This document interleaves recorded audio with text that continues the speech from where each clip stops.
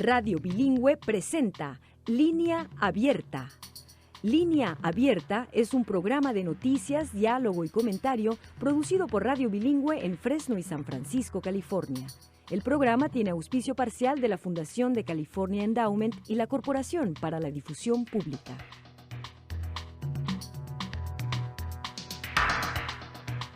Buenas tardes, soy Samuel Schmidt, les doy la bienvenida a Línea Abierta Edición Texas.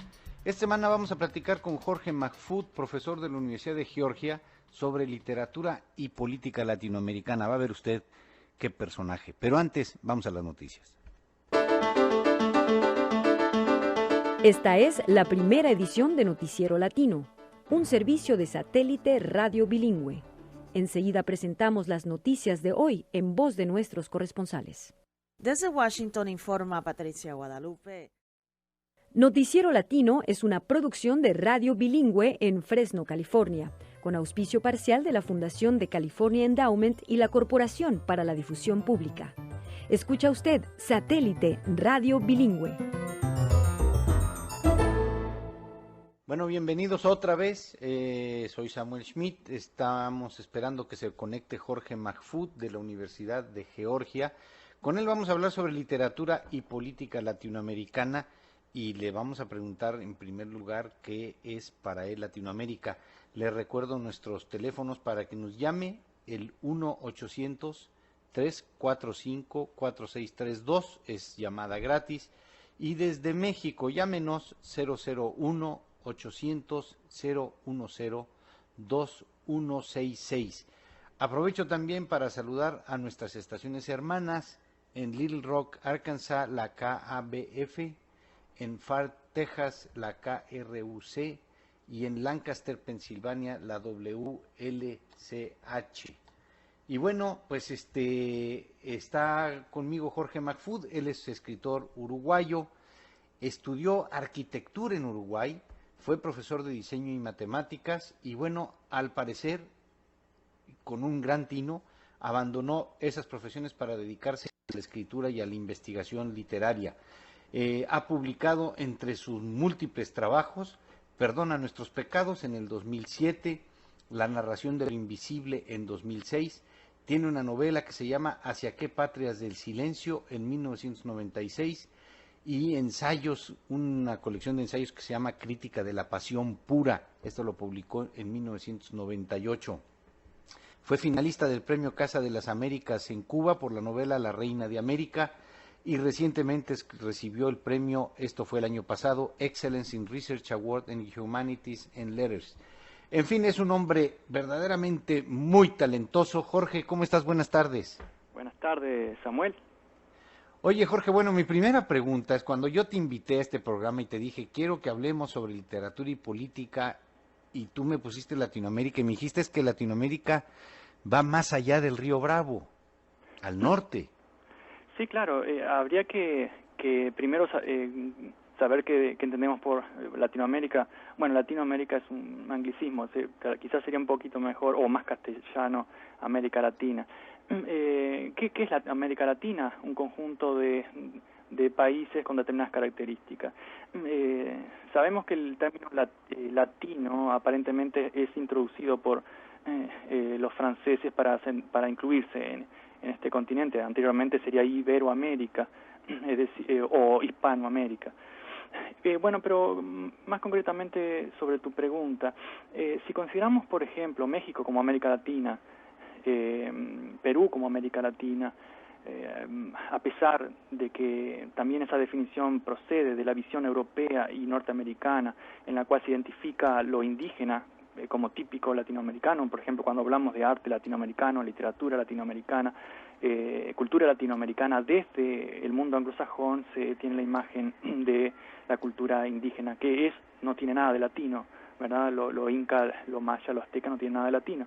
Paradójicamente, por ejemplo, Río de la Plata, que fundamentalmente está construido por inmigración latina, y si entendemos latina como los países latinos de Italia, Francia, Rumania, España, Portugal, paradójicamente, decía, esta región durante mucho tiempo, especialmente en el siglo XIX, en la época de Sarmiento, de Alberti, etcétera, se quiso diferenciar o considerarse más europeo y por lo tanto no latino. Por eso ahí está quizás la paradoja.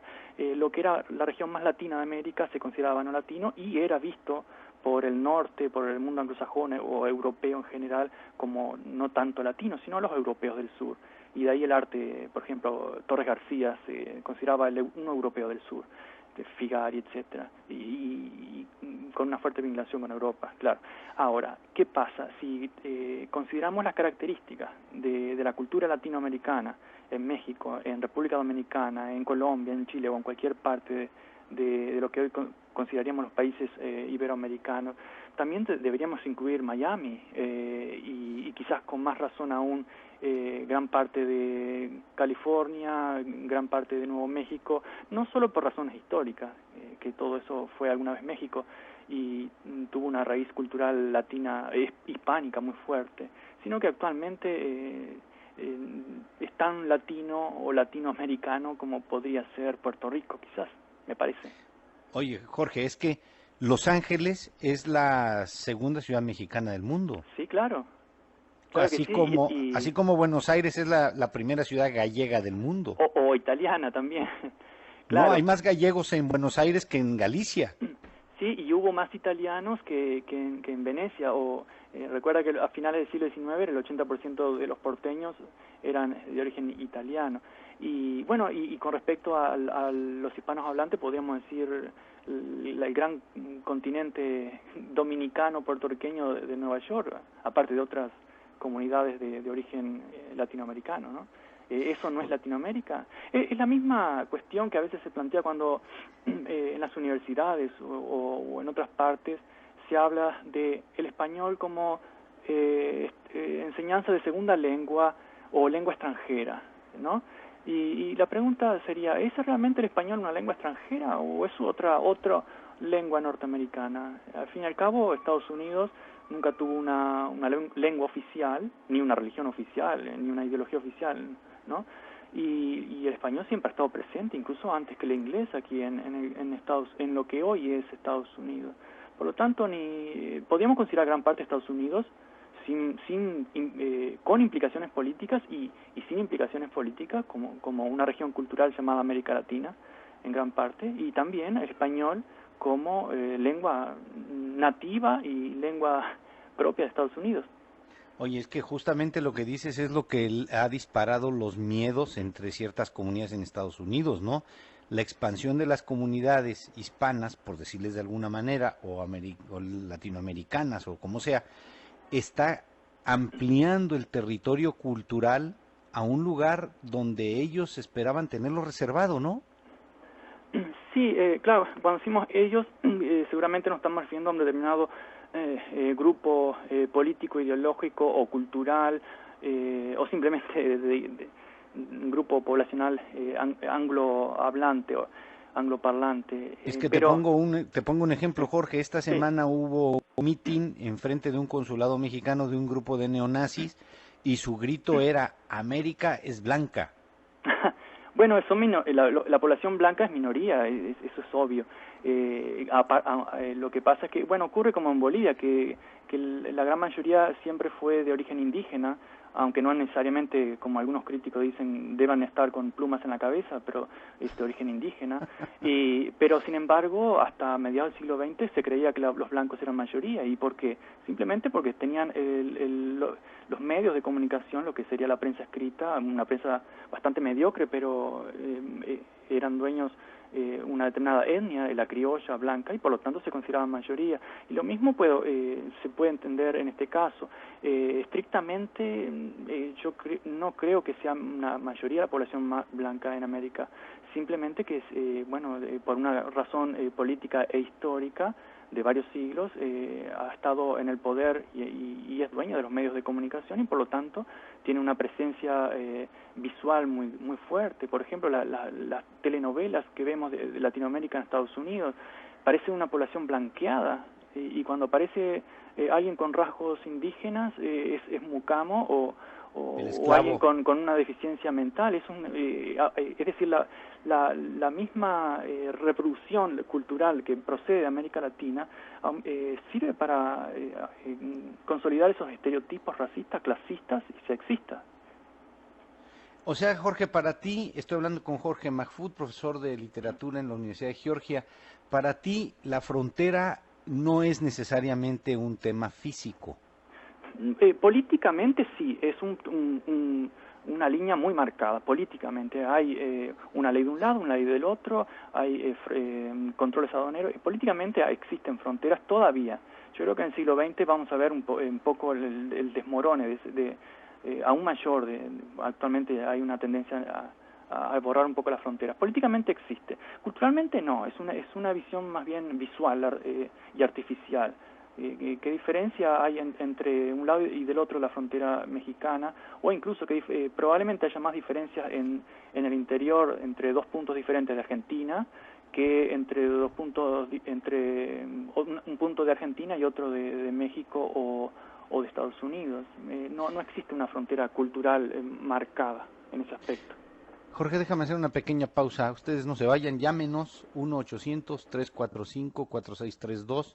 Desde México 001-800-010-2166, llamadas gratis.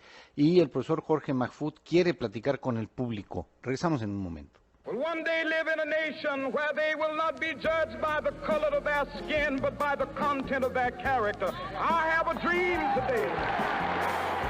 Línea abierta, foro comunitario a tu servicio.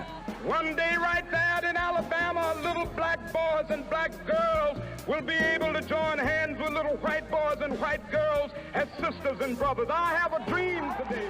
1-800-345-4632.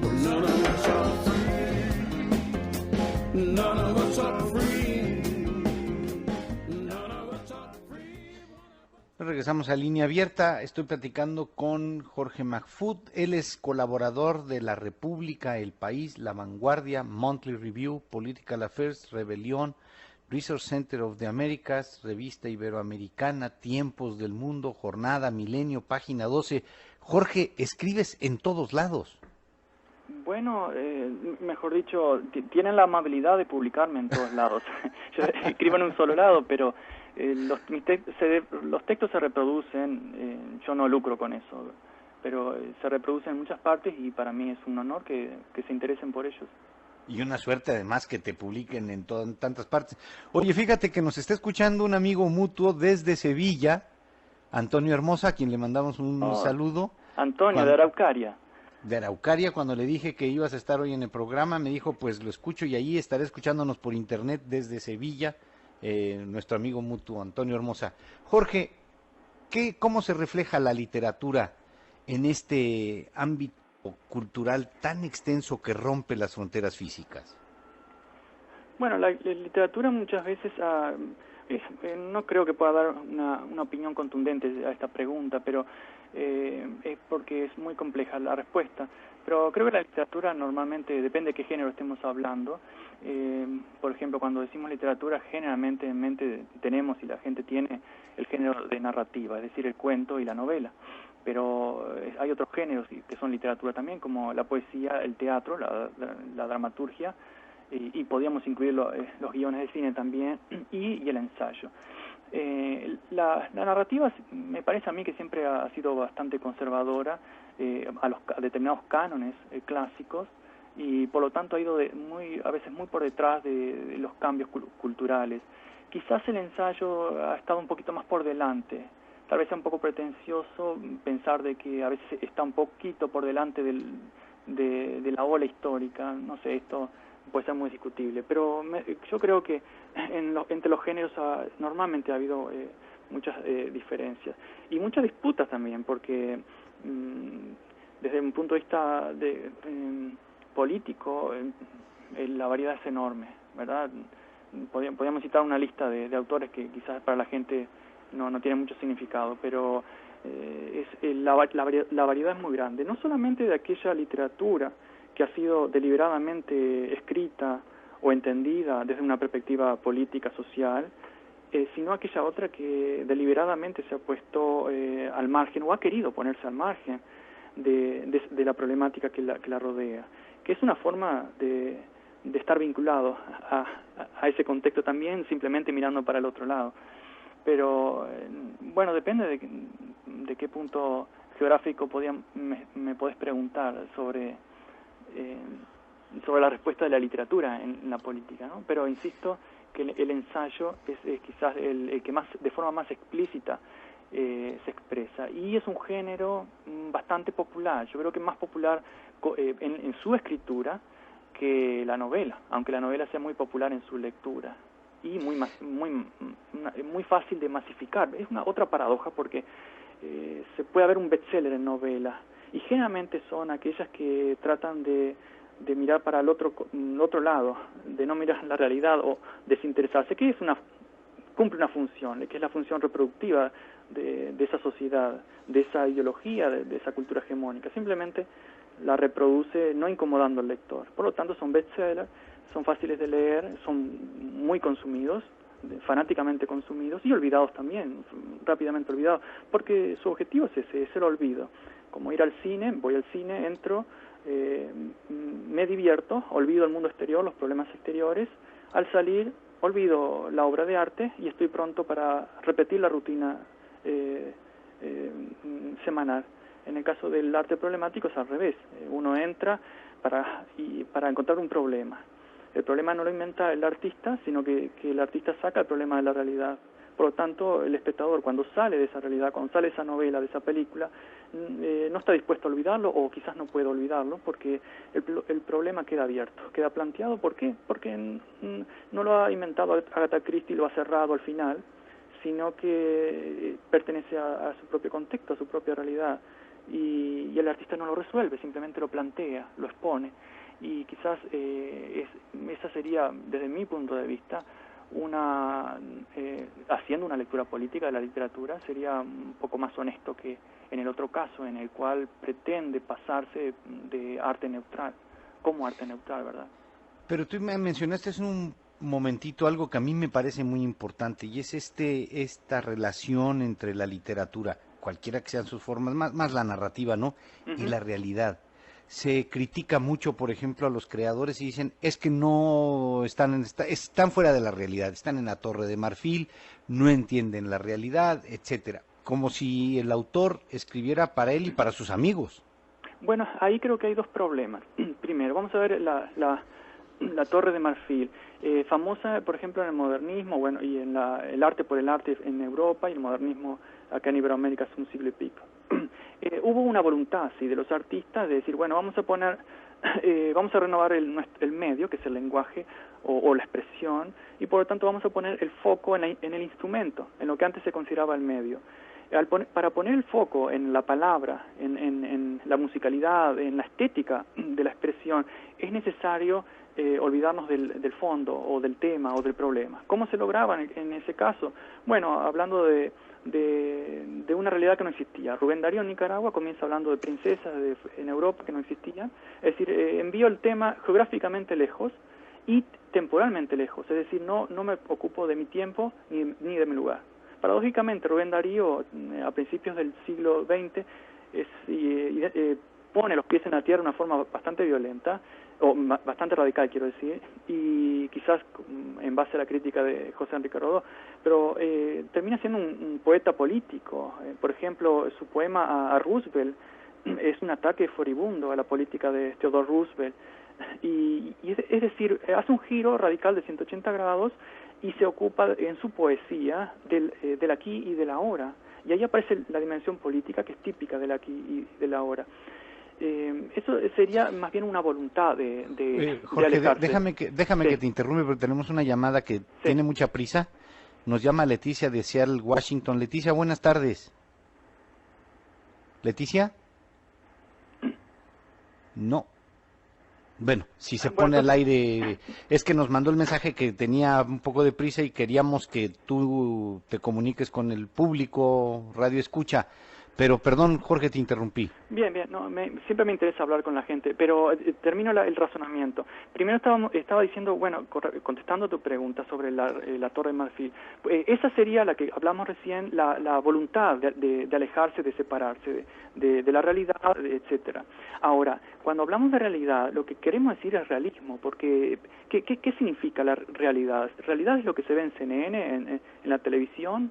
Es simplemente porque está enfocado un tema en particular, es decir, pues realidad no. es el individuo, el hecho puntual, o quizás es algo más abstracto, o quizás la realidad está creada intelectualmente por una maquinaria cultural, etcétera. No olvidemos que a pesar de que el público común consume imágenes, especialmente en la televisión, no olvidemos que los políticos generalmente están hechos en la cultura escrita, están hechos en universidades, el poder sigue siendo todavía la palabra escrita. Y uno puede decir, bueno, ¿viven en la Torre de Marfil? Sí, también podríamos decir viven en la Torre de Marfil, pero desde esa Torre de Marfil se crea la realidad también, y a veces es una realidad positiva y a veces es negativa. Por lo tanto, sí. Cuando acusamos a los escritores de alejarse, habría que ver esos dos aspectos, la voluntad de alejarse o a qué llamamos realidad. Ya está en la línea Leticia de Seattle. Leticia, buenas tardes. Hola, buenas tardes. Mire, es un honor estar con ustedes en esta plática, así como luego dicen por ahí, de altura, porque la verdad son temas bien complicados de tratar para gente común y corriente como nosotros. Entonces, nada más tengo 3 preguntas que espero que las conteste él, como él considere el orden. Claro. La primera es de que sí quisiera que ampliara un poquito más el término fascista, y en cuanto a los neofascistas, ¿verdad? ¿Cuáles son las diferencias entre ellos? Para entender un poco más la plática, lo que usted decía de lo que América es blanca, ¿verdad? Punto número 1. Punto número 2, ¿qué opina el invitado acerca de por qué México no mira hacia las economías de Europa, ¿verdad? Como lo está haciendo casi la mayoría de lo que es Latinoamérica en la parte del sur. Porque definitivamente no estoy de acuerdo en que simple y sencillamente siempre está viendo a Estados Unidos, y mira que Estados Unidos qué es lo que está haciendo con la mayoría de los inmigrantes, y que son muchos millones de mexicanos que están aquí. Entonces, ¿por qué continuar con un país que realmente no nos quiere? O sea, no me explico por qué que él como economista, como una persona de más mundo, de más conocimiento, ¿Por qué los gobiernos de México hacen eso? ¿Cómo es que nosotros, simples mexicanos, común y corriente, podemos hacerle entender o hacerle llegar a nuestros gobiernos? Hey, ¿sabes qué? No más Estados Unidos, dale la vuelta, búscale en Europa, búscale en Japón, búscale en otros países en donde realmente no sean de un cerebro tan pequeñito, en el creer que nada más Latinoamérica somos una bola de indios patarrajada, ¿no? ¿Y la pregunta 3? Y la pregunta 3 es, ¿cómo es que nosotros, comunes y corrientes, podemos nosotros hacer algo para mejorar un poco nuestra niñez, en cuanto a que vayan tomando, no nuestra niñez, más que nada la juventud, que tomen conciencia de estas situaciones? ¿Qué podemos hacer? Hasta ahí lo dejo. Gracias. Y muchas gracias. Muy amable, gracias por acompañarnos. Bueno, Jorge no es economista, es profesor de literatura, aunque estudió arquitectura, o sea que en ningún lugar te dedicas a la economía, pero bueno, ¿le quieres entrar a la respuesta? Sí, no soy economista. Leo todos los días sobre la economía, me interesa mucho, principalmente porque en gran parte del mundo está dominado por esos guarismos. Vamos por orden, porque la compañera, como no sé el nombre que llamó recién, Leticia hizo muchas preguntas y comenzó haciendo una introducción, creo, sobre autodefiniéndose como personas comunes. También nosotros somos personas comunes, simplemente tenemos quizás una función específica en asuntos más lo que tradicionalmente se llaman intelectuales, etcétera. Pero somos personas comunes. Recién escuchaba al fondo a un niño llorando. Yo estoy lidiando aquí con mi pequeño de 3 meses, a ver si me deja concentrarme en las preguntas. Así que no hay mucha diferencia entre ella y yo, simplemente que estamos en situaciones y especialidades diferentes. A ver, después creo que hizo una pregunta sobre el neofascismo, ¿verdad? Sí, que explicaras un poco cuál es la diferencia entre fascistas y neofascistas. Bueno, la palabra mismo lo estaría diciendo neo, es decir, nuevo. Es como una revalorización de lo que antes era el fascismo italiano, alemán, etcétera. Pero el fascismo siempre ha existido. Yo creo que desde el Imperio Romano es muy difícil, sería quizás muy complicado definirlo ahora, pero de una forma muy sintética y breve, a mí me da la impresión que el fascismo es precisamente lo contrario a esa corriente que tanto insisto yo, de esa radicalización del humanismo que comienza en el siglo XIV y continúa radicalizándose hoy en día, y creo que se radicalizará aún más en el siglo XXI. ¿Cuáles son esas características? Bueno, el fascismo generalmente ve el mundo a través de fronteras, es decir, mi isla, mi frontera, mi casa, mi raza, mi religión, mi lengua, etcétera. Esto se puede ver muy fácil a través de la historia, este tipo de actitud, de pensamiento. Y por lo tanto, no solamente veo la realidad a través de fronteras y compartimentos estancos, totalmente divisibles, sino que además lo mío siempre es lo mejor. Mi raza, mi lengua, mi religión, etcétera, etcétera. Es lo mejor. Y por lo tanto, debe ser impuesto al resto del mundo. Si alguien dijo en 1972, piensa localmente y actúa globalmente, el fascista diría... piensa localmente y actúa globalmente, no al revés, piensa globalmente y actúa localmente, ¿verdad? Claro. Eso sería el caso del fascismo. Y no solo, lamentablemente, uno de los más radicales y terribles es el neonazismo, que hay, pero hay muchos en Europa, en América Latina, que hay muchos grupos, y en Estados Unidos. Eso realmente se define por todo lo contrario a lo que nosotros defendemos como humanismo, es decir, la tendencia a la libertad y a la igualdad. Que repito, cuidado, la libertad no necesariamente produce desigualdad. Si vemos la historia, otra vez, en los últimos 9 siglos, el progreso de la libertad ha sido al mismo tiempo un progreso de la igualdad. Pensemos en las clases bajas totalmente marginadas o de los vasallos del siglo XII. Pensemos luego a través de los siglos, sería muy largo de explicarlo, pero progresivamente la gente común ha ido incrementando su reclamo y su poder relativo. Ya no es tan fácil que un señor feudal en cada lugar vaya a imponer su voluntad, aunque existe, obviamente, existe en el mundo, en Estados Unidos y en la tradición latinoamericana, ¿no? El hacendado, el macho, el hombre que lo domina y lo decide todo por encima de la ley. Eso sería lo contrario a la tendencia humanista, ¿no? Pero sí. Déjame hacer una pequeña pausa. Regresando, te voy a pedir, por favor, que nos digas cuál es tu poema favorito. Bueno, es difícil, pero hay muchos.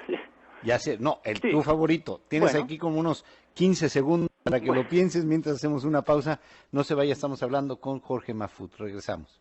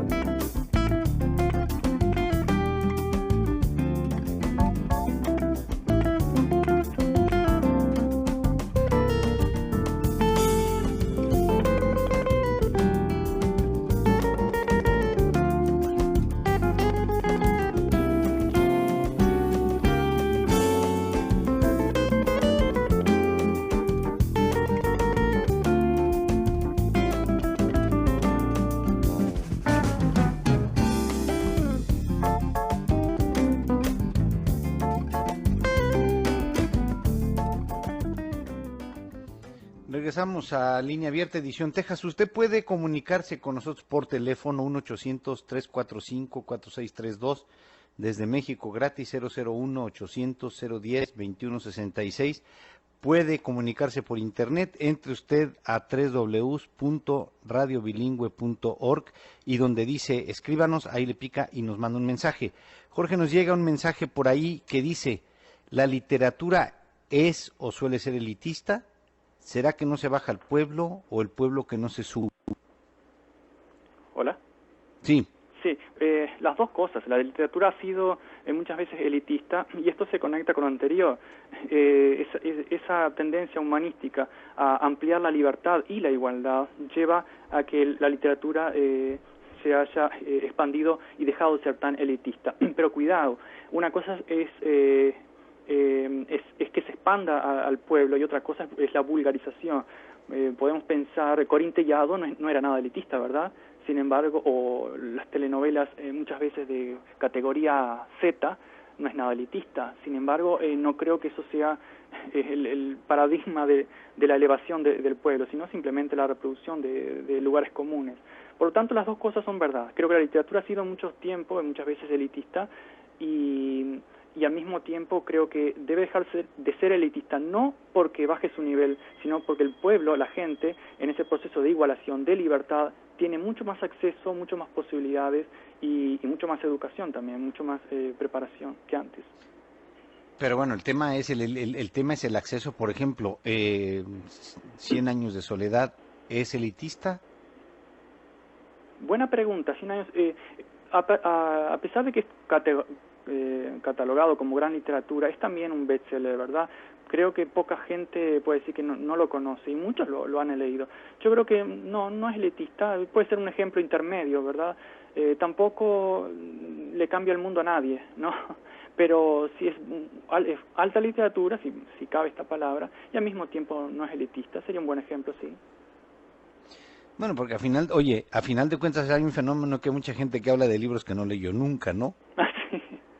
También es verdad. Sí, Jorge Luis Borges dijo de 100 años de soledad que le habían sobrado 50 años. Y muchos no lo leyeron nunca. James Joyce y el Ulises casi nadie lo ha leído y todo el mundo habla. Eso es algo muy común también. El mismo Borges decía, mis libros se han vendido más de lo que se han leído. Creo que es una mala crítica. Bueno, Jorge, ¿tu poema preferido? Bueno, traté de hacer memoria rápida. A ver, hay varios.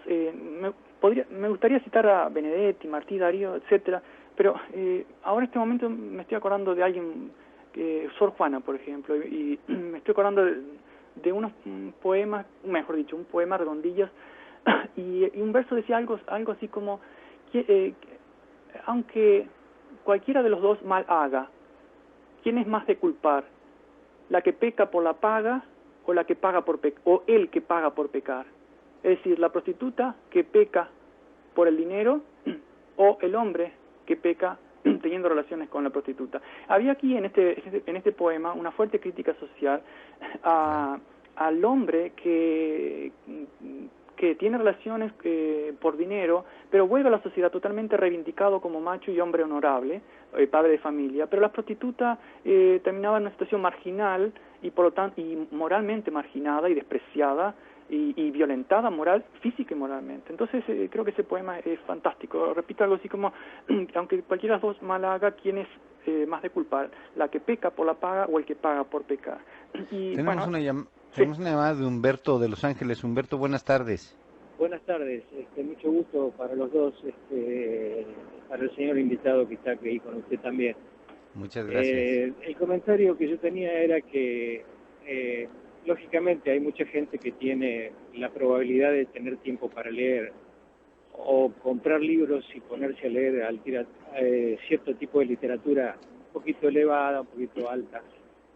Pero así como también hay gente que puede leer, hay gente que directamente no sabe leer, o si sabe leer, lee muy poco. Y la pregunta sería, ¿qué posibilidad habría de que algún escritor se dedicara a hacer como un manual de los 10 mandamientos de cómo una persona con poca inteligencia o poca sabiduría podría dejar entrever la posibilidad de que no lo abusen, de que no lo usen, de que no lo ataquen? Vida, hasta tener la posibilidad de tener una posibilidad de estudiar y educarse y aprender, ya que hay tanta gente que tiene la no posibilidad de poder leer, escribir o interpretar o atender o ir al colegio o estudiar, etcétera, ¿no es cierto? Esa es la pregunta que yo tenía para este muchacho. Muchas gracias, Jorge Mahfoud, profesor de la Universidad de Georgia. Bien. ¿Qué respondes? Sí, no, la respuesta creo que para mí no me plantea duda, pero también la ubico dentro de una conciencia humanista, en la cual, repito, el paradigma de igualdad y libertad son básicos. ¿Qué podría hacer yo creo que un escritor puede hacer desde la crítica, pero puede hacer muy poco para que esa realidad cambie.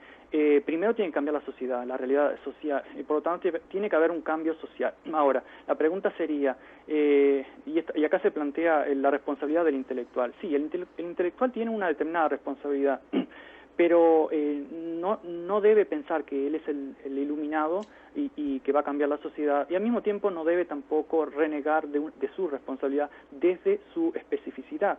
Pero si la sociedad no cambia, si no hay una fuerte reivindicación, si no hay una fuerte radicalización de ese humanismo en el cual aquellos que hoy están trabajando 8 o 10 horas por día no tienen tiempo, como dice este amigo, de leer, etcétera, no tienen tiempo de cultivarse o de otras actividades propias del ser humano, más allá que simplemente comer, ver la televisión y continuar trabajando. Si eso no cambia, entonces es muy difícil, si no imposible, que un escritor o un intelectual logre hacerlo. Primero tiene que haber un cambio social. Ese cambio sí que se está produciendo con las naturales reacciones de aquellos poderes que siempre, como decía la anterior, bueno, hay ideología fascista, pero también quizás puede haber en algunos grupos un interés en el cual una persona continúe trabajando y llega a su casa agotado y no se va a poner a leer un libro complicado, como dicen. Claro que no, si está agotado ese hombre. Probablemente vaya a buscar una literatura pasatista, algo fácil, algo rápido, o prenda la televisión. Todos prendemos la televisión cuando estamos cansados. Es natural.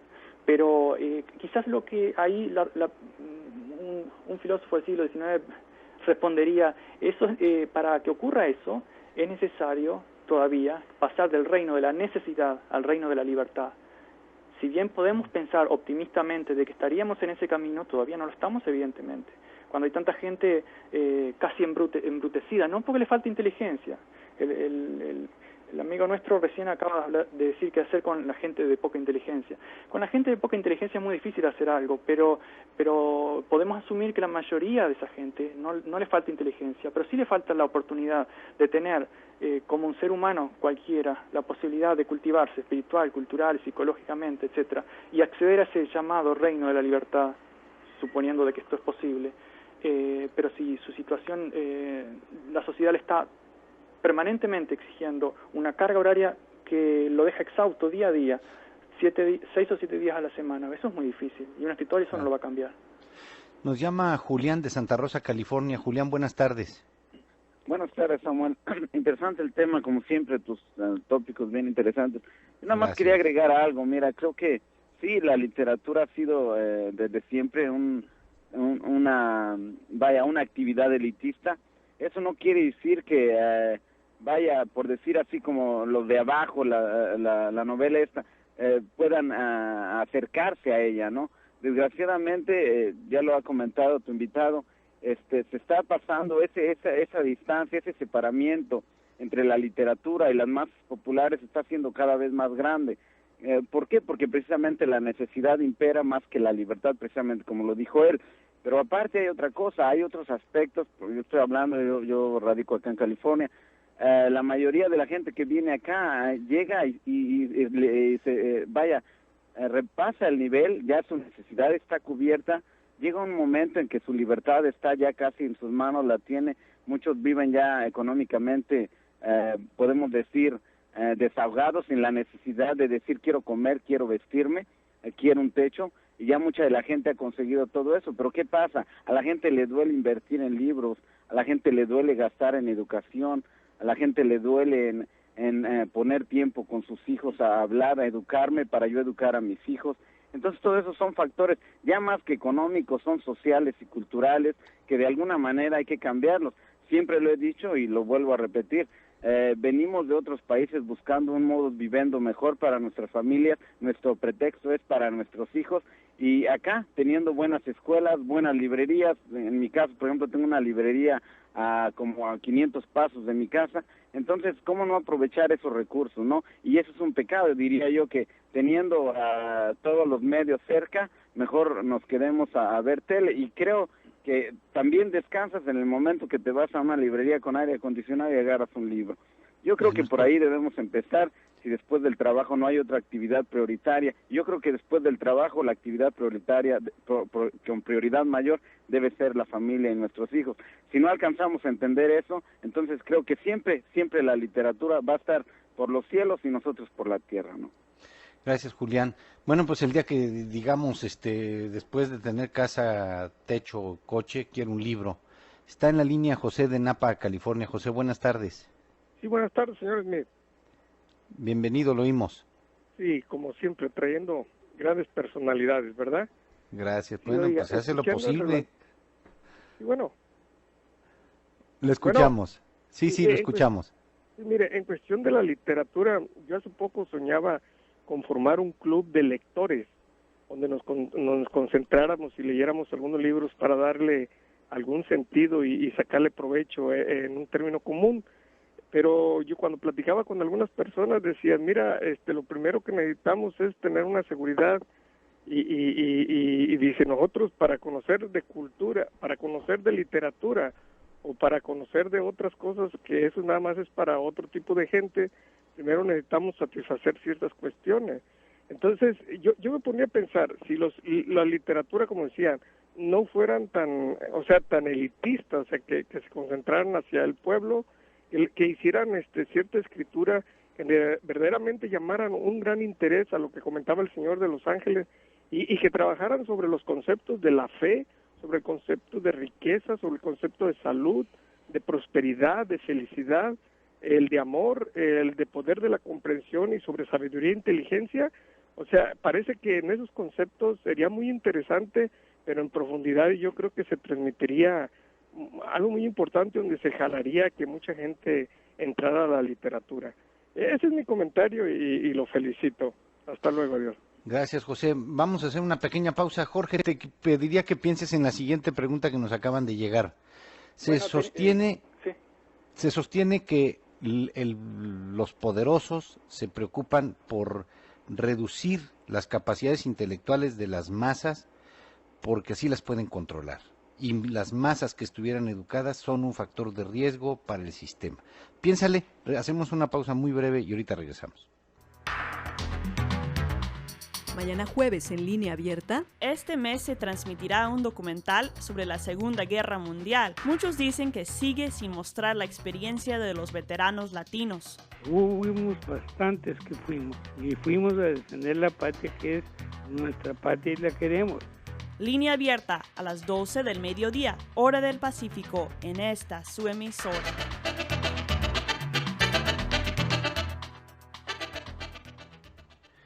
Bueno, regresamos. Estoy platicando con Jorge Mahfoud, profesor de literatura en la Universidad de Georgia, autor de múltiples libros, ensayos, premiado, finalista en el Premio Casa de las Américas en Cuba. Jorge, bueno, ahí están los comentarios de Julián y de José y la pregunta que nos llegaba también por internet.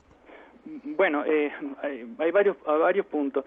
En gran parte sí estoy de acuerdo tanto con Julián como con José. Estoy de acuerdo. El problema, insisto, de que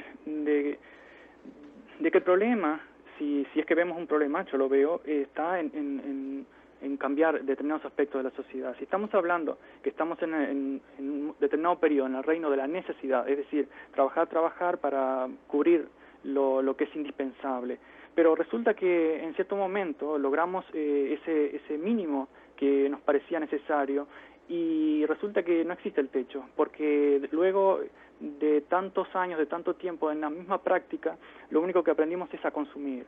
Y por lo tanto, consumir es muy difícil considerarlo el sumum de la libertad, ¿verdad? Elegir pero entre... ¿por qué no consumir cultura o literatura? Claro, sí, cuando estaba diciendo consumir simplemente no me estaba refiriendo a problematizar, simplemente consumir algo rápido. Generalmente el consumidor paga y quiere satisfacción inmediata, que es lo que hacemos en el supermercado. Tenemos la libertad de elegir entre 50.000 diferentes desodorantes. Sí, eso es una forma de libertad, pero una libertad de consumidor, que no es el paradigma de la libertad. Para para considerar, yo creo que todo el mundo más o menos está de acuerdo en esto, la libertad de una forma más cabal.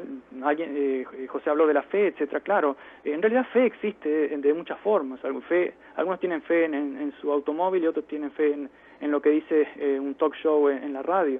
Hay muchos tipos de fe, pero creo, claro, que se estaba refiriendo a la fe en Dios o a la fe en la religión, etcétera, que también es otro aspecto de la literatura, ¿verdad? No por eso estoy haciendo un juicio religioso, pero también la Biblia es literatura. Puede ser, claro, ese tipo de escritura, siempre y cuando sea... leer en sí mismo es un ejercicio crítico. Por eso lo diferenciaba del consumo de la televisión. Cuando vemos simplemente estamos consumiendo, absorbiendo. Cuando leemos necesariamente tenemos que tener un mínimo de crítica, si no se nos va la lectura de los ojos. Y conectando con lo último que me habías preguntado sobre el poder y la diferencia en la sociedad, probablemente sí. La respuesta sería, probablemente sí hay mucha gente que sí está interesado en mantener este tipo de status quo, en el cual hay una masa que incluso de poca educación que está dedicada a full time a trabajar y a consumir, y sobre todo a consumir, y ahí vemos la realidad, sobre todo en Estados Unidos, ¿verdad? Jorge, sí. Una pregunta que me brinca mucho, porque un poco como que tenemos la imagen que el literato, el autor, el escritor, tiene tú lo decías hace un poco, una responsabilidad social. Tiene que escribir para generar conciencia política, tiene que ser un autor de oposición, o como este poema que tú recitabas de Sor Juana, que con toda la razón dices, es un poema de una fuerte crítica social. ¿Hay un papel definido para el escritor? No, claro que no hay un papel. Corín Tellado, por ejemplo, a nadie se le puede acusar de que escribía novelitas rosa simplemente para divertir y para reproducir estereotipos. No existe una constitución en la cual obligue, pero tradicionalmente el intelectual, o en este caso estamos refiriéndonos quizás al intelectual comprometido, aquel que está a través de su oficio haciendo una crítica social, y generalmente, vuelvo a insistir, apuntando hacia ese paradigma del humanismo. Este tipo de intelectual, sí, y lo dijo Jean-Paul Sartre en 1948, tiene como objetivo principal la libertad. Y la libertad, todos sabemos, o creemos saber, no es posible sin una elevación de esa educación del pueblo, de lo que la primera oyente llamaba gente común. Si no, ese pueblo no se eleva, nunca va a ser libre, va a ser un rebaño. Simplemente va a creerse libre, porque esa es parte del juego, creerse que uno es libre, pero es libre ¿para qué? Para elegir entre 50 marcas de desodorante. Entonces, el escritor tiene que quitarle la venda de los ojos al pueblo. No creo en este papel mesiánico, pero sí en el esfuerzo de la crítica en sí mismo.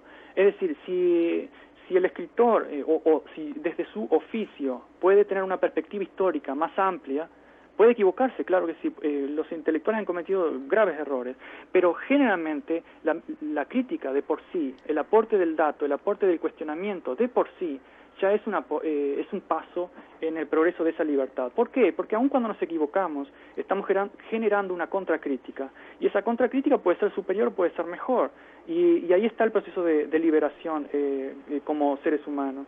Y acá no estoy imponiendo o poniendo simplemente cuando digo humanismo, un paradigma gnóstico o ateo. No, nada que ver.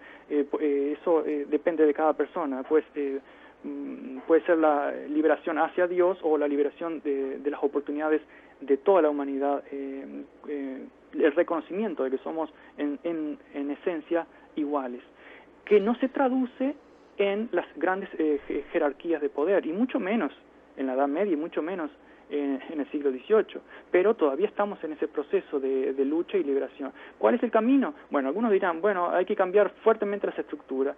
Yo creo que sí, las estructuras deben cambiar, pero también debe surgir una conciencia progresiva, lenta quizás, pero progresiva, de esa gente llamada gente común, y que sí está surgiendo, y eso no lo va a determinar ningún intelectual, es un proceso inevitable. El intelectual lo que podría hacer en todo caso, creo, es tratar de analizarlo, verlo, exponerlo en datos, exponerlo en la problemática histórica, según como lo ha pensado la humanidad a lo largo de los siglos, y aportar su crítica para esa liberación colectiva,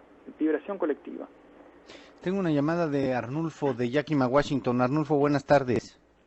Buenas tardes. De hecho, nada más quería preguntarle si podría repetir los títulos de los libros del profesor y... De Jorge. Ajá, de Jorge, y de cómo contactarlo a él también. Bueno, a ver, yo le leo algunos de los títulos. ¿Hacia qué patrias del silencio? Esta es novela. Crítica de la pasión pura, ensayos. La reina de América, novela. La narración de lo invisible, ensayos. Perdona nuestros pecados, son cuentos. Y bueno, está traducido al inglés, francés, portugués, italiano y alemán. Jorge, ¿alguna dirección donde la gente te pudiera encontrar por internet o algún teléfono? Mi dirección, aunque tengo la casilla un poco llena, pero puedo dar mi dirección de correo, que es mi apellido, majfud, @gmail.com. Esa es una dirección que uso mucho, aunque no siempre puedo contestar todos los correos. Tengo todavía un centenar sin contestar y no sé si lo contestaré algún día. En cuanto a los libros, a veces me da un poco de sentimiento de culpa que alguien compre algunos de mis libros, pero por otra parte, si quieren leerlo, no hay otro remedio, otra opción. Yo casi no tengo ejemplares ya para dar. Sé que está la última edición. Pero bueno, se comprarán por Amazon o alguno de sus sistemas, ¿no? Sí, está en Amazon, sobre todo la última edición de Crítica de la Pasión Pura, que es publicada en España. No sé, por eso quizás parte de esa democratización del que hablaba está en los medios de prensa escrita o, bueno, en este caso, como estamos conversando, que no es necesario gastar mucho dinero, o incluso Internet, que si bien la mayoría es basura, también es un medio que una gran potencialidad en esa libertad de que estábamos hablando recién. Es decir, el romper un poco la barrera económica y que el lector también se convierta en cierta forma en un escritor, en un participante. Pero cuidado con la vulgarización también. Yo creo que va a llegar ese momento en el cual la gente ya no, la llamada gente común o las masas que decía Ortega y Gasset ya no van a ser masas, sino que van a ser individuos colectivamente libres. Creo que a final de cuentas ese es el tema. Jorge, se nos acabó el tiempo, por desgracia, porque de verdad he gozado muchísimo con esta plática, creo que nuestro público también. De una vez te emplazo a que en el futuro nos acompañes, ¿no? Bueno, yo estoy a las órdenes. A veces depende de mi niño que me reclama y no puedo... Bueno, hoy se portó muy bien. Sí, bueno, tú no sabes mucho, pero sí, es un ángel. Muy bien, pues es Jorge Mahfoud, profesor de literatura uruguayo de nacimiento, profesor en la Universidad de Georgia. Y Jorge, te agradecemos muchísimo que haya estado con nosotros. Y a ustedes también los escucho o nos escuchamos la semana que viene. Muchas gracias, suerte y adelante. Gracias.